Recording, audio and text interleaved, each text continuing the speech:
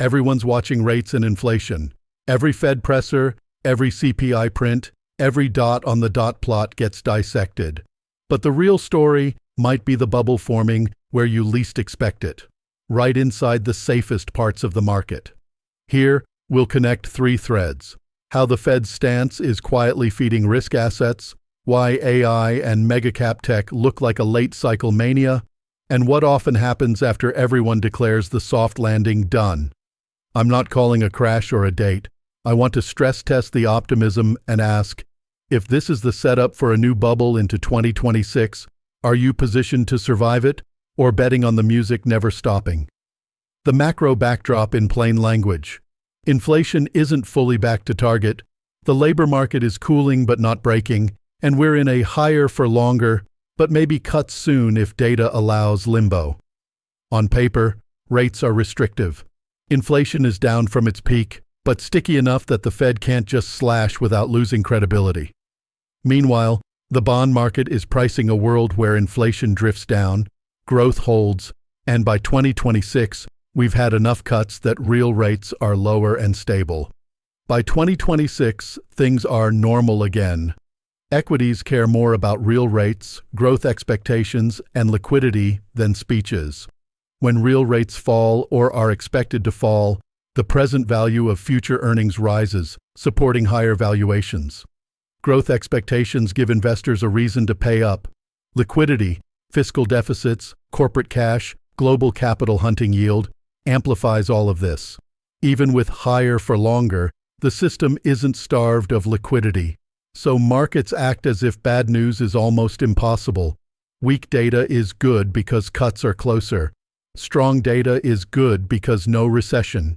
Downside scenarios become an afterthought.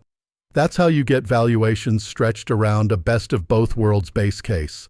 Sustained growth, falling inflation, lower rates, no big shocks. That optimism is most concentrated in AI and megacap tech. The language, infinite productivity, biggest thing since electricity, end of cycles, we're still early. It rhymes with 1999's internet and 2020-2021's disruption hype.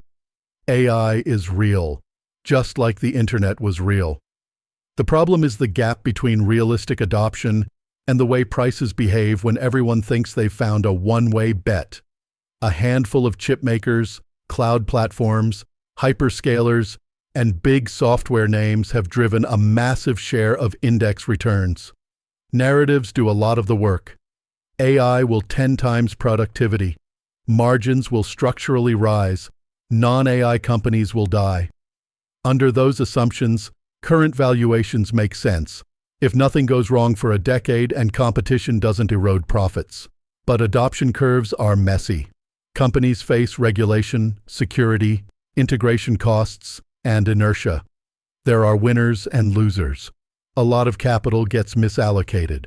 Retail sentiment is increasingly binary: total FOMO or total cynicism. Fewer people calmly ask, what is being earned today?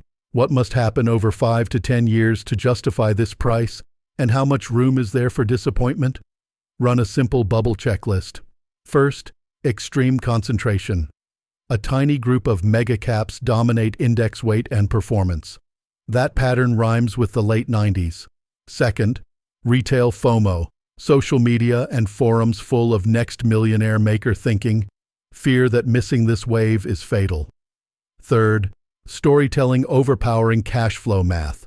Talk of total addressable markets, paradigm shifts, and inevitability, with less focus on unit economics and margins. You can't value this with traditional metrics, usually means we know it's expensive. Fourth, policy still quietly supporting risk-taking. Widespread belief that if things break, the Fed will ultimately bail markets out. That moral hazard encourages risk. Compared to 1999 to 2000, today's leaders have real cash flows and strong balance sheets, not pets.com style fragility. That's important. But patterns rhyme.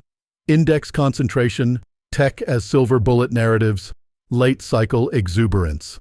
When valuations stretch and the macro is priced as near perfect, small shocks can have big effects. What could 2026 to 2027 look like? 3 realistic scenarios. Scenario 1. The soft landing actually sticks. Growth holds, inflation glides down, the Fed slowly cuts, no big recession. Stretched valuations deflate by underperforming, not crashing.